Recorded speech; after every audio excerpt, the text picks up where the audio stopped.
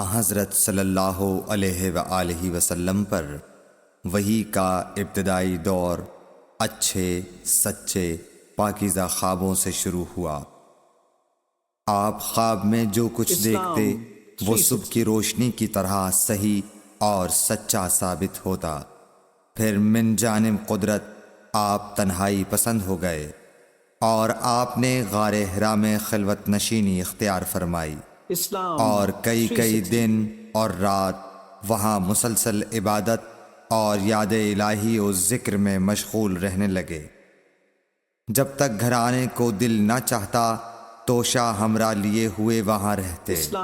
توشہ ختم ہونے پر ہی اہلیہ محترمہ حضرت خدیجہ رضی اللہ تعالی عنہا کے پاس تشریف لاتے اور کچھ توشہ ہمراہ لے کر پھر وہاں جا کر خلوت گزین ہو جاتے۔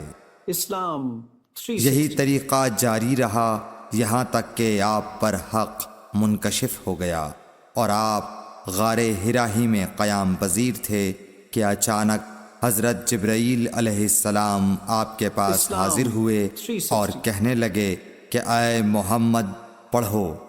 آپ فرماتے ہیں کہ میں نے کہا کہ میں پڑھنا نہیں جانتا۔ آپ صلی اللہ علیہ وسلم فرماتے ہیں کہ فرشتے نے مجھے پکڑ کر اتنے زور سے بھینچا کہ میری طاقت جواب دے گئی۔ پھر مجھے چھوڑ کر کہا پڑھو۔ میں نے پھر وہی جواب دیا کہ میں پڑھا ہوا نہیں ہوں۔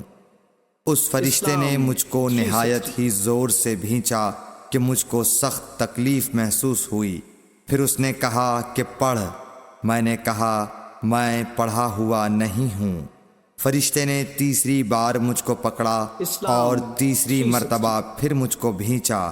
پھر مجھے چھوڑ دیا اور کہنے لگا کہ پڑھو اپنے رب کے نام کی مدد سے جس نے پیدا کیا اور انسان کو خون کی پھٹکی سے بنایا۔ پڑھو اور آپ کا رب بہت ہی مہربانیاں کرنے والا ہے۔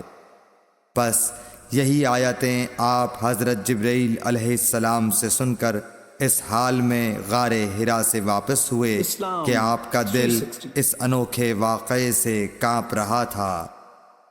آپ حضرت خدیجہ کے ہاں تشریف لائے اور فرمایا کہ مجھے کمبل اوڑھا دو، مجھے کمبل اوڑھا دو۔ لوگوں نے آپ کو کمبل اوڑھا دیا۔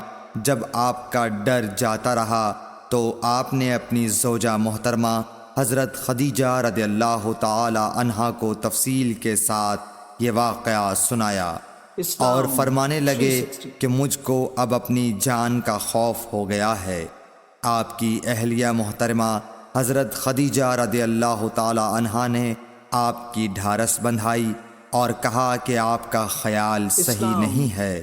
اللہ کی قسم آپ کو اللہ کبھی رسوا نہیں کرے گا۔ آپ تو اخلاق فاضلہ کے مالک ہیں۔ آپ تو کنبہ پرور ہیں، بے کسوں کا بوجھ اپنے سر پر رکھتے ہیں، مفلسوں کے لیے آپ کماتے ہیں، مہمان نوازی میں آپ بے مثال ہیں اور مشکل وقت میں آپ امر حق کا ساتھ دیتے ہیں۔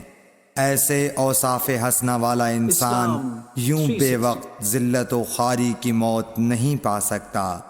پھر مزید تسلی کے لیے حضرت خدیجہ رضی اللہ تعالی عنہا آپ کو ورقہ بن نوفل کے پاس لے گئیں جو ان کے چچا زاد بھائی تھے اور زمانہ جاہلیت میں نصرانی مذہب اختیار کر چکے تھے اور عبرانی زبان کے کاتب تھے۔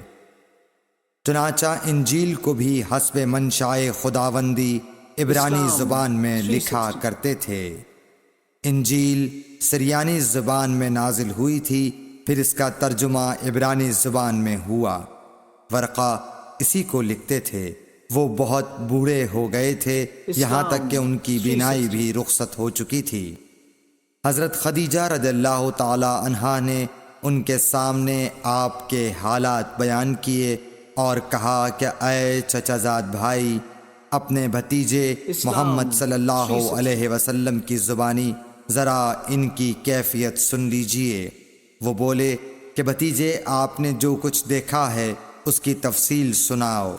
چنانچہ آپ صلی اللہ علیہ وآلہ وسلم نے از اول تا آخر پورا واقعہ سنایا، جسے سن کر ورقہ بے اختیار ہو کر بول اٹھے کہ یہ تو وہی ناموس معزز رازدان فرشتہ ہے جسے اللہ نے حضرت موسیٰ علیہ السلام پر وحی دے کر بھیجا تھا۔